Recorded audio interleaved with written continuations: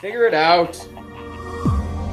Hello, this is Adam Koralik from Figured Out Productions. The following video is a video of some kind, and I hope you enjoy it. Hey guys, it's Adam here, and welcome to PlayLoad. This is some of my video game pickups for the month of September 2019. I say some because, frankly, I went to Japan earlier this month, which was awesome. And here, let me show you some random clips of Japan being Japan. It's, you know, a place where you just walk around and then suddenly a girl group breaks out into song and dance. And then, what do you know, it randomly decides, hey, we're going to have that happen again. It's Japan's weird, man. But, and then you see cool things like one of the greatest spots in the universe right here on the left. You see one of my favorite Japanese restaurants. This is Sukiya. And then, of course, over here, oh, you can't see it that well, but this is another one called Kura Sushi. If you're ever in Japan, I highly recommend those. They're basically like Japanese McDonald's. They're just, you know, they're fast food, but they're so awesome, especially if you like sushi. Kura Sushi, can't recommend it enough. It's really cheap and it's just so awesome. But anyway, yes, so I was in Japan specifically for Tokyo Game Show, but while I was there, I also got to do a whole bunch of, you know, looking around at hard offs and book offs, game stores basically. And I did an entire video on that already of all the Japanese pickups. So that's not what this is. This is all the stuff that wasn't in that. Some of which is from Japan, but other stuff is obviously here from North America. So we'll get that stuff out of the way. You know, you guys can just enjoy all the other stuff that wasn't in the Japanese pickups video. So, first and foremost, this has obviously nothing to do with Japan. This is actually the only item it's the only new item really that I bought. This is the remnant of my Best Buy Gamers Club Unlocked membership. The Legend of Zelda Link's Awakening, of course, I'm sure you're all familiar with this game. For the Nintendo Switch. This is basically a remake of the Game Boy game of the same title, which had that DX version that came out on Game Boy later and Game Boy Color enhancement and all that stuff. This is the full-on remake, and the reviews of this have been fantastic. Obviously, I haven't touched it yet, yeah, definitely cool to have it. Now, I mentioned this was a remnant of my Gamers Club Unlocked days. For those who don't remember or don't know, Best Buy, which is a store here in the United States, had this program called Gamers Club Unlocked. And if you signed up for a membership, you got 2 years, which gave you 20% off of all games, regardless of their price. So when this game is a $60 retail game. So with Gamers Club Unlocked, it's $47.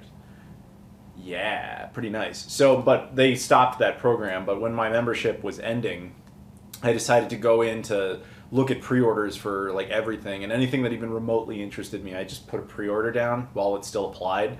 And then of course, if I change my mind later, I can cancel it. This one I decided not to cancel. So as a result, I got this for $47 instead of the full $60. So very cool to have that. Next thing I got was from GG Retro Gaming, which I've talked about them in the past. They're a website, an online store. And GG Retro Gaming, I'll put a link in the description. You guys can check them out. I think there'll be like a coupon code in there too. But the dude who runs it is a really nice guy, and occasionally he just sends me some stuff. So I'm happy to put it here in the pickups. This is a copy of Crash Bandicoot for the PS1, which has got to be one of the most like, what, you don't have that type of like, type of games ever? No, but the truth is I really didn't. The only Crash Bandicoot game I had prior to this, at least on PlayStation, was Crash Bandicoot 3 Warped. I absolutely loved that game, but for some reason when I was a kid, I wasn't too big into the first two. I don't know why, but I'm very happy to revisit it. So it was cool of him to send me that. Thank you very much for doing so. But yeah, it's just kind of funny. You would think this would be one of like the most definitive, iconic games to have for the original PlayStation, but I didn't have it, so now I do. As much as I like the original PlayStation, my collection for it has never really been particularly impressive. I always focused on other areas. Either consoles I was super passionate about, or consoles that were like oddballs, so that made them interesting. The PlayStation to me was always so successful and so normal that it almost wasn't interesting as far as collecting goes. I mean, it's an industry standard as a console, you know what I mean? Like it's so big and so successful and so popular that it's like those games will be around. You'll always be able to find PS1 games.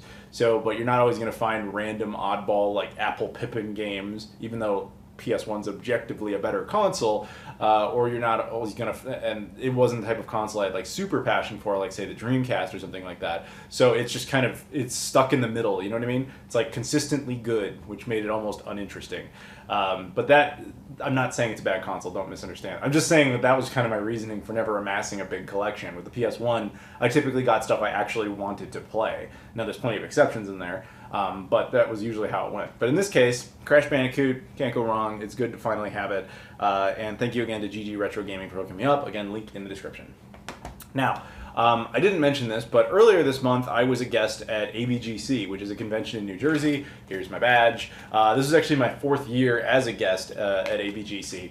I actually ended up doing a panel there on the 20th anniversary of the Dreamcast, which some footage of that was recorded, and I'm debating whether or not to release that as a panel. It's incomplete. So you guys give me some feedback in the comments. Let me know if you'd like to see it or not, and then I'll debate kind of assembling what I have and turning it into a video or not. It's up to you guys. But that said, I got to go there and look for some pickups. So I didn't pick up a ton of stuff there, but one thing I'm always on the lookout for is the original Xbox. Like, it's a console I do passionately love to collect for, especially because it's cheap and it's very attainable.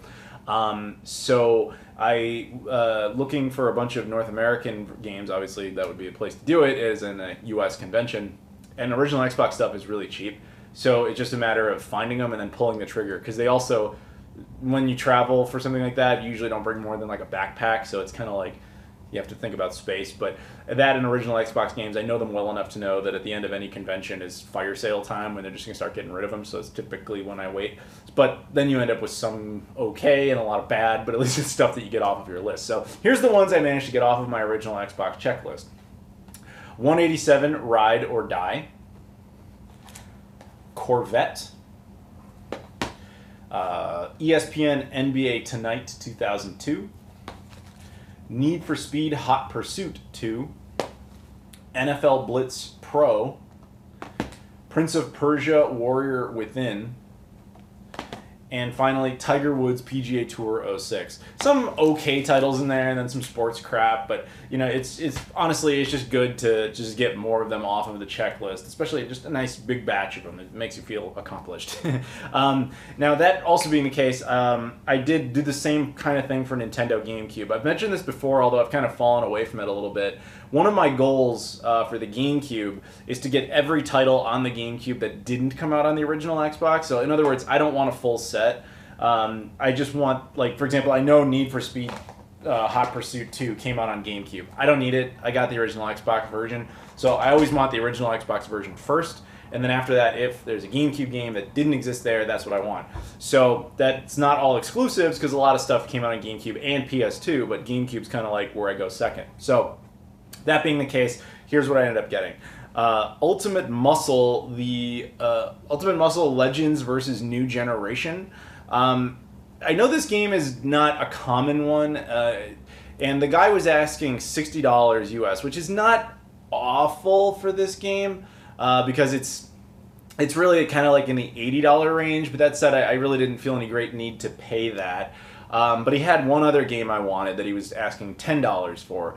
And I asked him if he put them together, if he did that, would he charge me $60 for it? And he said yes. So the other one was Powerpuff Girls Relish Rampage, which I gotta say was never really high on that list. But again, it's a game that came out on the GameCube that did not come out on the original Xbox. So I ended up getting both of them in the same bundle there.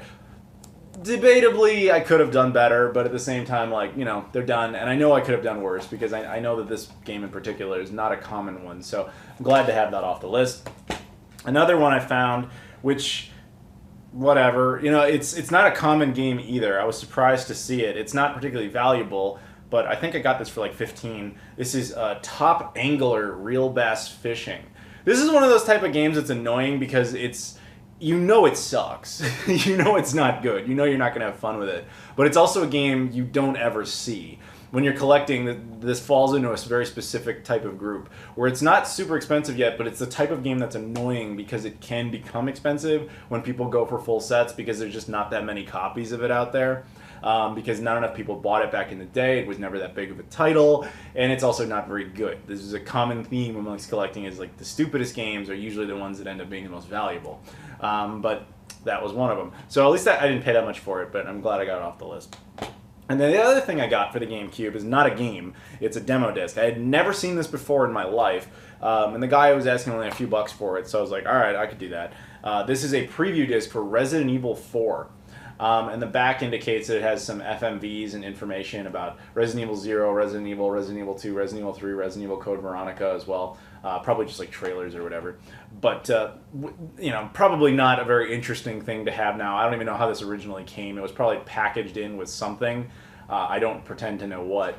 But, you know, it was just kind of cool to add something odd to the GameCube collection that wasn't the game. So, there you go. And that's all I ended up getting at AVGC. The rest of the stuff on the table here is all from Japan, but again, is not from the actual like Japanese video game store hunting. Actually, everything else here, pretty much everything else here, is from TGS itself. Now, as I mentioned, I went to TGS, which is Tokyo Game Show. Think Japanese E3 or Japanese Gamescom. This was my first time ever going to TGS, and my impression of it was it's kind of like E3 on a diet. You know, now maybe I'm jaded because I do end up going to a lot of gaming conventions because I'm working in the industry, I guess. But it's all stuff I've seen before for the most part, or it's Japanese-centric things that I frankly don't have much interest in. The real reason I was there is very logical to, I'm sure, a lot of you, which was Shenmue 3 related stuff. So that's really what I spent my time doing. Now, I had actually allotted enough time to be there for all 4 days of the convention just in case it was necessary. But honestly, after the first day, I just kind of like, you know, like I had accomplished all my goals. Like I was incredibly productive on my first day and really felt no need to go back. So I just enjoyed the rest of my time in Japan doing other stuff.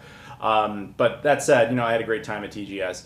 And there was some free giveaways, there was some merch to get, and that's kind of what we're going to show now. But before I do that though, one thing I do want to point out is it seems to be a universal law that all conventions have some sort of sponsorship by Monster energy drinks. Like, it doesn't matter. Like, I see them at E3, you know, you'll see them at Paris Game Show, you'll see them at fucking, you know, Gamescom, it doesn't matter. You see them at AVGC, which is a retro gaming convention, a relatively small one. Think if for anybody who does retro game conventions, it's like too many games on a diet. And that's not an insult. It's just the truth of the matter. It's a smaller version of too many games. It's fantastic. But that one had Monster energy drinks just out the ass, like it always does. So TGS had Monster energy drinks. But theirs was interesting because they had an exclusive flavor, which I had never seen before. That's one thing, if you've never been to Japan or you don't know much about it, Japan has a tendency to take a lot of American brands or Western brands and make their own version of something. So, like, that's why they're so known for, like, all the random Kit Kats, which of course is British, but they make tons of flavors of Kit Kats that the rest of the world never gets. They're, you know, the American fast food restaurants over there, like Burger King, McDonald's, whatever, always have like some sort of exclusive sandwich, or Starbucks has the exclusive drinks that they only do for that week or whatever. Japan's crazy like that. But Monster did the same thing. They had this one called Cuba Libre, which I'm told in hindsight is actually a type of like some sort of drink, like a rum and Coke or something. I don't know. I don't drink alcohol, but I've been told that that's what it was. But I drank it. There was no alcohol in it. It was just really, really good. Like, really good. I ended up going back in that line and getting like 3 of them, which I shouldn't have done, but it was just so good. So if you get the chance, I highly recommend get your hands on a Cuba Libre Monster energy drink. And this is from someone who doesn't particularly like Monster energy drinks, so gotta say it was totally worth drinking. But yeah, so you can't call that a pickup because I didn't bring one, but yeah, anyway, that happened there. Now on top of that, one of the things you do is kind of walk around and see who's giving away like free merch and stuff. Now, this is my first year there, so I didn't know what to expect as far as that. I know Japan likes to do the best stuff type of thing, but everyone who I was talking to who was there, who had been to one before, said that year was kind of lackluster. They were mostly just giving away flyers and brochures and stuff, so there really wasn't that much in the way of cool things. So, yeah, there was one free item I got that was cool, but it was cool to me. So, we won't start with that. We will start with something else. I ended up buying some items. Sega had a booth where they were selling stuff, and I got this t-shirt that I'm wearing right here, which is a really cool Dreamcast t-shirt, I think. I don't quite fit in it. I need to lose a little weight and then it'll be a little bit nicer, but it's a cool shirt nonetheless. It came with this bag, actually, which just like a random little I don't want to say a duffel bag because that's not what it is, but just one of those little, I don't even know what you call this, one of these little sack bags, I don't even know. But it's cool because it says Sega on it. It has a little pin up here to lock it in place, but not a particularly great bag. This is the type of thing you would expect to be given away for free, but it was given away for free with purchases, if that makes any sense, but still, I've got it, whatever. One thing they did give away for free was with purchases as well, was this sticker of Sonic the Hedgehog, very Japanese sticker, as you can see the Japanese artwork back there, and there's Sonic. They were actually selling this design on a t-shirt, which I considered getting, but then I was just kind of like, I like Sonic, but I'm not enough of a fan to wear like multiple shirts of him, and I already have like 2, so I think I'm kind of good with that. But that said, that's pretty cool. I also got this. This is what I at first thought was maybe my stupidest purchase, but then I realized how damn useful this is in Japan. What this is a little card holder. It just holds a single card. Now inside I have what's known as my Suica card. This is essentially essential in Japan. A Suica card or a Passmo card, there's different companies, but I go with Suica just because that was what was available to me, I cannot recommend this enough if you ever go to Japan. It's basically just like a little tiny like credit card type of thing. Just looks like this. You basically buy one at a machine for trains, and then you load it with cash, yen, in whatever amounts you have available to you, and it just kind of loads the cash on digitally. And then you use it to get onto the train systems. You just scan it when you go into a train line, scan it when you leave, and it just automatically deducts. And then you just reload it as necessary. It's also useful for buses in most of the cases. It's fantastic. I can't recommend it enough. There's actually vending machines that will accept this too. Now, I'm someone who absolutely deplores cash. I think cash is stupid. Like, it's an out-of-date concept. It's annoying, especially because you end up with change all the time, usually pennies. And that's a problem too. Like, I have so many 1 yen pennies or coins that it's like, and they're unacceptable. Like, nothing will take them. The same with 5 yen coins. I don't know what to do with any of them. You have to basically go to a bank, and of course I don't speak Japanese, and you're talking about the equivalency of like 28 yen. It's like, what am I going to even do with that? So if I could digitize it, it would be more valuable. So I don't like cash in general, especially when I travel abroad, because when I come back with cash from another country, I really have nothing to do with it. And I know what you're thinking. Currency exchange. That's a scam. Don't do that. You lose a ton of money on the percentage of the exchange rate. Don't do that. So anyway, point is, I hate cash. So I preload this with whatever cash I'm forced to acquire, stick it on here, and then I can just let a computer deal with it, and I don't have to deal with it. I may be anti-digital on physical media and stuff like that, but I'm very pro-digital when it comes to my money.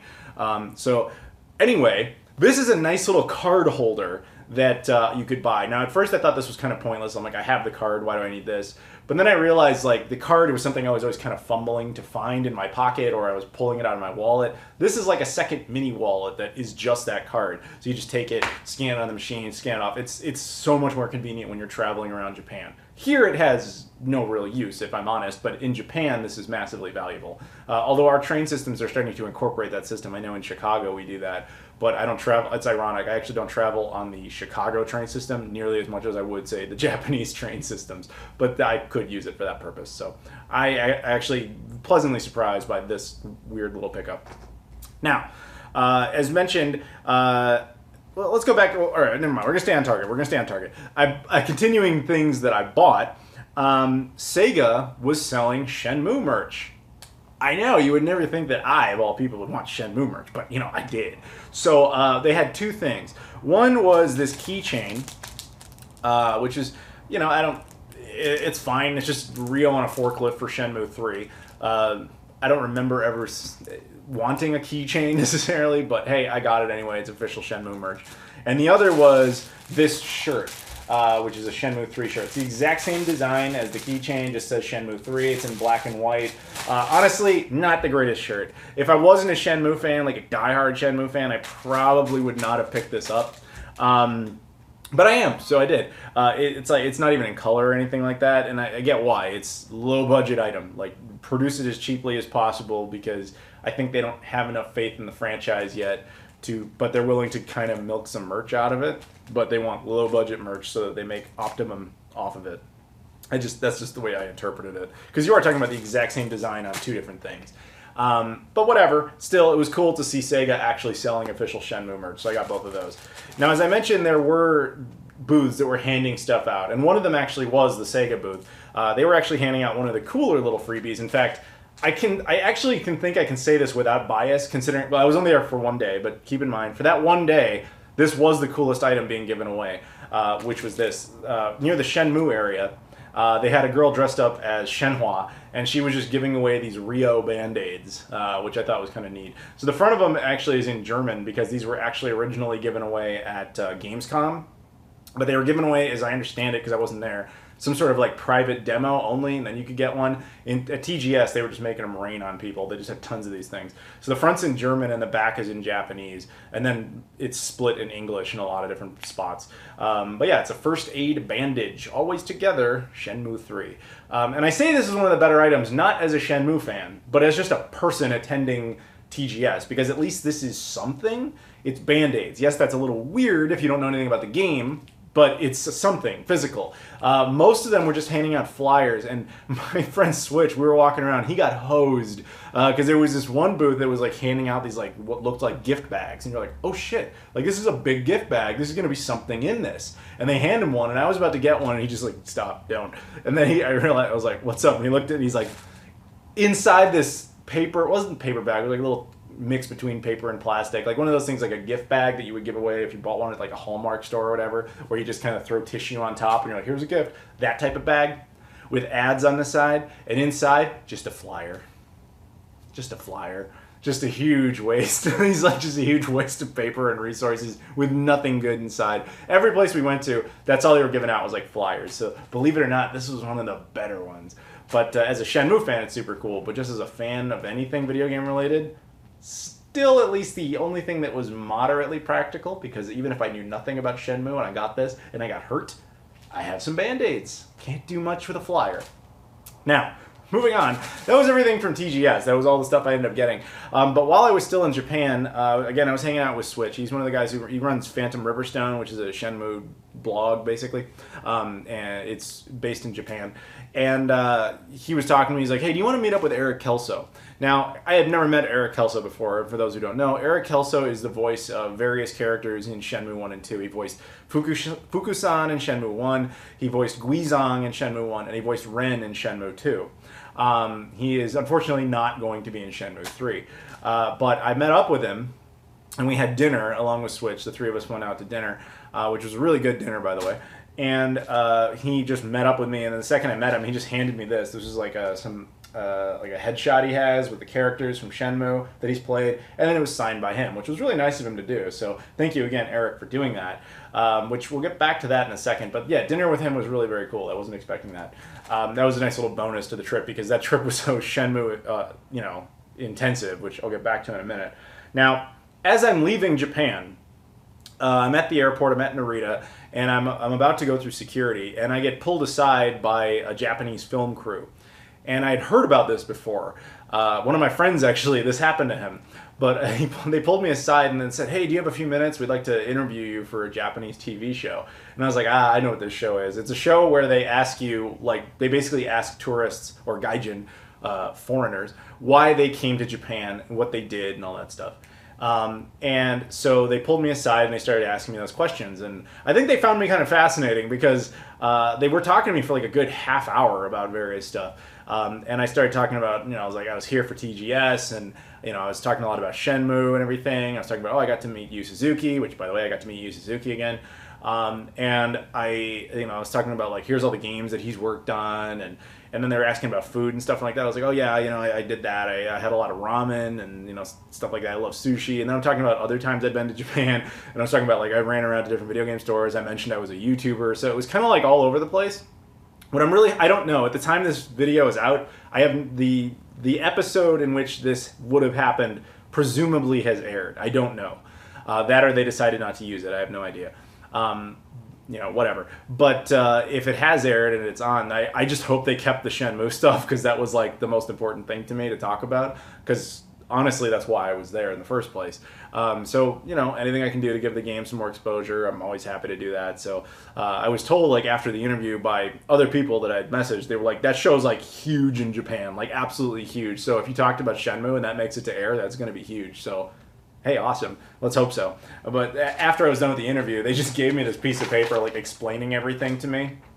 They also gave me a sticker for the show. So yeah, very, very cool. It's just a nice little memento of that, which is a cool thing that seems to only happen in Japan. Like one time I was there, my mother and I were walking around Narita Airport, and this guy came over to us and just pulled us aside, and he's like, "Hey, I'm sorry to bother you.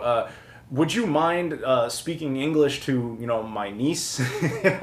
And we're like, okay, because if you're not Japanese, you speak English. That's just like the rules over there, which is true. Of course we do. And so this guy has his his 17-year-old niece, and she's doing a school paper or whatever, and then just asking us questions like, "What did you do in Japan?" Like that's all she's doing is practicing her homework. And then after it's done, she had given us both like little origami birds, and it was just like, that's something about Narita Airport. They pull gaijin aside and just are fascinated by them, and then usually give you something for having talked to them. So yeah, that was a random little thing. Now, my ultimate pickup here wasn't really a pickup, but an improvement on a previous pickup.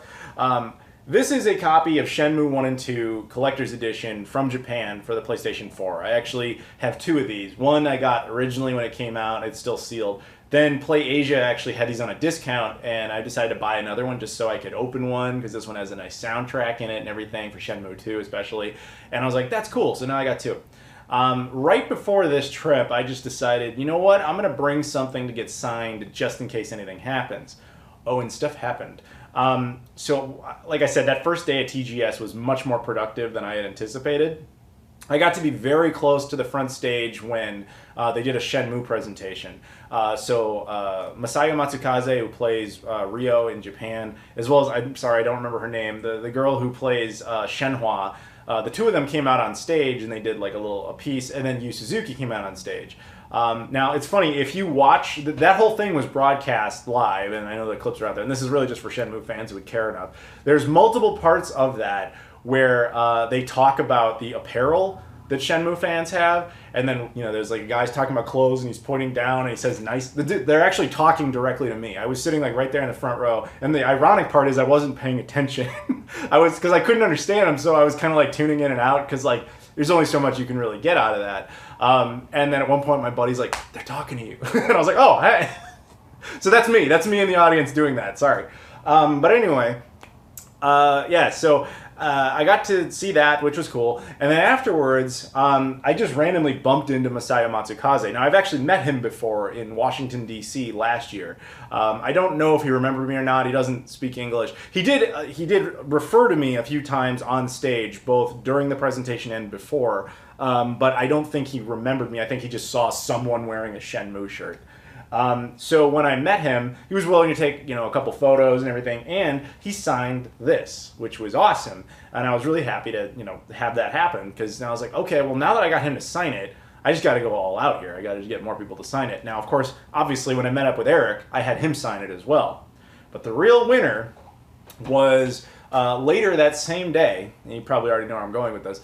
Later that same day, I had the opportunity to hang out with Yu Suzuki very briefly for about 20 minutes to a half hour. And after everything was done in a more formal capacity, basically an interview, I was able to chit-chat for a second. The dude remembers me, which is really cool.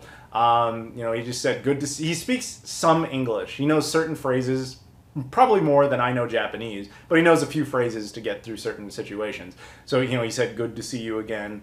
And then at the end, he shook my hand and said, something like, thank you for what you do, which we don't know if that's a mistranslation or just a whatever, but it was really cool to hear. So he signed this. So now this thing is signed by Eric Kelso, Masayo Matsukaze, and Yu Suzuki. And I've already talked to Corey and Liesel. They're going to sign it later when I see them. So this thing's going to be like this ultimate Shenmue like nerd like thing that's signed. And if you don't care about Shenmue, I'm sorry, but to me it's like, wow! Like, to me it's a big deal. To me it's awesome. So it makes me really happy.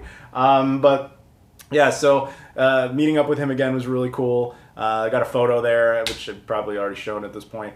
But it was a good time going to Japan and getting all these cool pickups. And I always love going to Japan whenever that randomly gets to come up, which, believe me, guys, I consider myself very fortunate in that, because there's so many people far more deserving of opportunities like that. But I try to make the most of it, not only for myself, but also for you guys, and just try to bring you some sort of maybe guidance if you ever want to go there. It's like, hey man, I got some information to maybe make your trip better. I just try to pay it forward in any way I can. So yeah, but that'll do it when it comes to the pickups here.